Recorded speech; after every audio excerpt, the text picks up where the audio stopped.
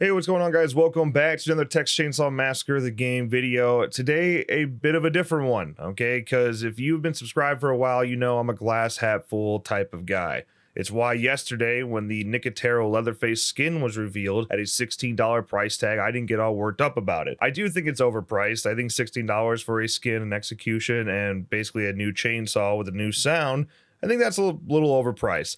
But it's also Greg Nicotero, so I can find a way to justify it in my head, and I'm gonna buy it, all right?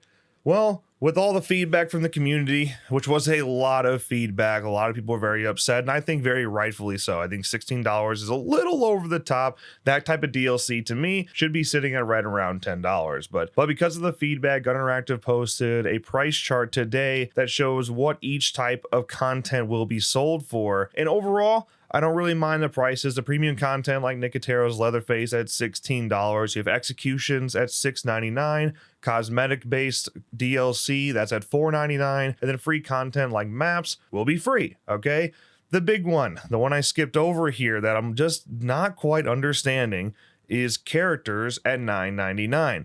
Now, if this was two characters bundled together, one family member and one victim, I think I could justify that in my head. I still don't like the idea of purchasing characters in a game like this, but I can make sense out of that. But they did confirm that every single individual character will be sold for $9.99. And I really do think that charging this much for characters like this in a game like this is just not a good option, because you're not guaranteed you're ever going to get to play those characters, all right? Lobby dodging in this game is already such a massive problem. I can't stand the lobby simulator experience that I'm getting most of the time. I understand that I'm a max level player. I understand people don't like certain maps. I understand people don't like their characters are taken from them before they get in there. But the amount of times I just sit there and I wait for somebody to join and it never happens, or we get into a full game and people instantly leave just like that, and I'm sitting there for another 2.5 minutes for maybe somebody to join, but most of the time not. It's a terrible, terrible experience sitting in Lobby Simulator in this game, where you play one game that's 5 minutes maybe, and then you get to play another one in maybe 20 minutes. I don't like that situation at all. If you ever jump into our streams, I'm sure you've heard me bitching about it, because it is seriously so obnoxious to sit there and wait to find a game. When something like this comes out, when a new character comes out at $10 and you just bought it, that's the only damn character you're going to want to play. So when you jump into a lobby and that character is already taken, you're going to dodge the lobby. And it's going to happen over and over and over again. And you're never actually going to get to play the character that you just spent $10 on, because that's the way the game is set up to be. That's why I was desperately hoping and pleading, and I was trying to give everyone else hope, that characters should be free, especially with how powerful these leaks are. I don't talk about leaks. I'm not a fan of them, but I'm telling you right now, I've had it sent to me so many times and it's brought up in chat so many times. I kind of know and understand the power of the new family member and the new victim, and they're both extremely powerful. So you're giving a $10 DLC that has to be purchased each, $20 total, to a very powerful character under that price tag. That is literally the definition of pay to win. That is pay to win in a nutshell, and that's going to be a problem. That's just way too big of a price tag to put on something like that. And again, for characters that you may never get to play because you aren't the first in the lobby, or you just keep lobby dodging over and over again, and the queue times get even worse for everybody who are already enjoying Lobby Simulator in the first place. Listen, like I said, I'm usually a glass half full type of guy. I didn't even flinch at the $16 Nicotero Leatherface skin, because I thought characters are going to be free and maps are going to be free to avoid a pay to win scenario and a lobby dodging disaster.